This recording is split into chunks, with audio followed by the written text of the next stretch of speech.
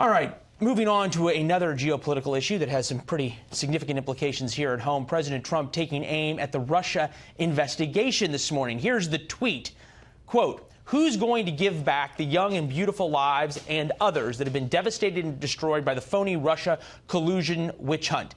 They've journeyed down to Washington, D.C. with stars in their eyes and wanting to help our nation. They went back home in tatters." With more, we'll bring in Philadelphia-based radio host Chris Stigall. 1210 on your AM dial up in Philly, everywhere on the World Wide Web. Chris, I don't think you seem to really buy that there's a lot of people in Washington with stars in their eyes. No, and that includes members of Congress. First of all, if I may, Leland, I apologize for the ensemble today. I left my jacket at the house, so there's a reason I look like a blackjack dealer. Well, I'm just impressed as a radio host. You got a collared shirt on, buddy. So you're ahead of the game. Easy, TV guy. No, listen. The thing about Congress, as well as most everyone in Washington, I think we all know the cat's well out of the bag. You go to Washington for the ultimate payday after.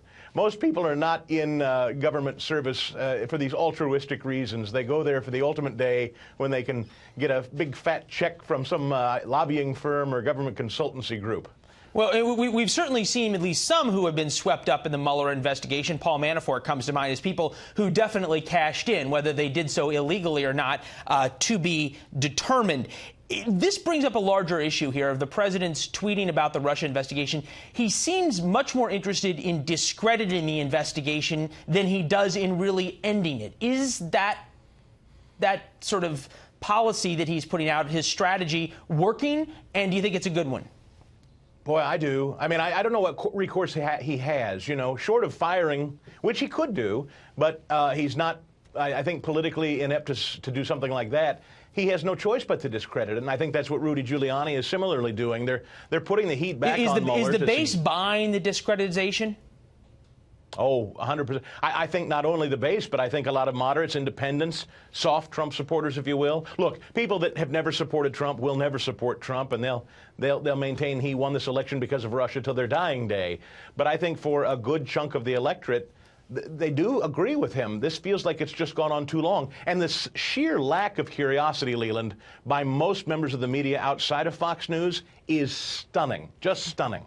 Well, you do, in the words of President Obama, get the sense that you're living in different worlds depending on which newspaper you read, which television program or radio program you watch. This from the president also.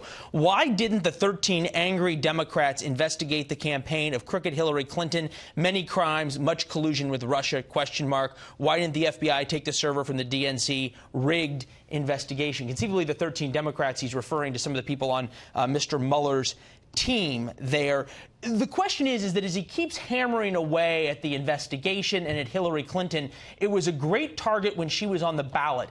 Does this translate to the midterms to motivate his base to get out and in some ways to sort of keep the Democrat and moderate Democrat base home?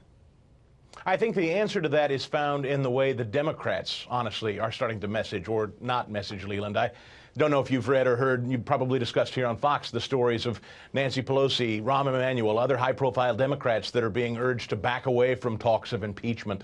Yeah, but you think about, though, Connor Lamb in your state of Pennsylvania, who won by running away from Nancy Pelosi. The president showed up there, and it didn't help. He didn't have the coattails when he pulled out the usual stump speech.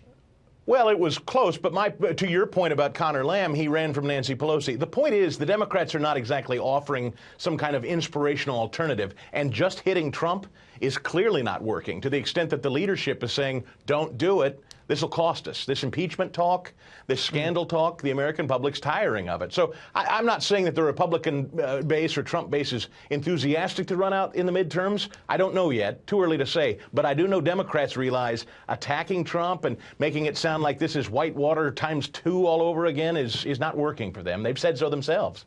Yeah, I don't know if they're referring to Whitewater or perhaps Watergate ×2, but you do. Excuse me, Watergate. My apologies. It's the vest. I'm sorry. Watergate. You live in Washington long enough. You get all the gates mixed up. We need people out in Pennsylvania to keep us straight who still have stars in their eyes rather than dollar signs, as Chris does. We'll see you on the radio, my friend. Talk to you soon.